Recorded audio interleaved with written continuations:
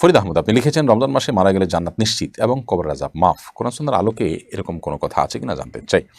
ভাই ফরিদ আহমদ, রমজান মাসে মারা গেলে বা অন্য কোনো সময় মারা গেলে জান্নাত নিশ্চিত এরকম কোনো কথা নেই। জান্নাত নিশ্চিত হওয়ার আসলে কোনো সুযোগ নেই। আমরা আশা করতে পারি, সুধারণা করতে পারি, জাস্ট এটুকু।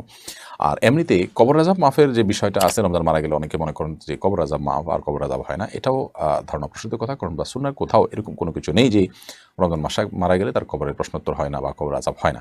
রমজানে যারা মারা গেছে ওদের কোনো প্রশ্ন উত্তর নাই, কেননা জাহান্নাম তো বন্ধ। প্রশ্ন উত্তর তো হয় ডিসাইড করার জন্য। কি ডিসাইড বুঝেন? যেটা এইদিকে যাবে না এইদিকে যাবে, এই দিক তো বন্ধ, রাস্তা তো একটাই খোলা, ঠিক না? এটা রমজানে মরছে মানে এইদিকে যাবে ওইদিকে যাবেই না, তো প্রশ্ন করে লাভটা কি?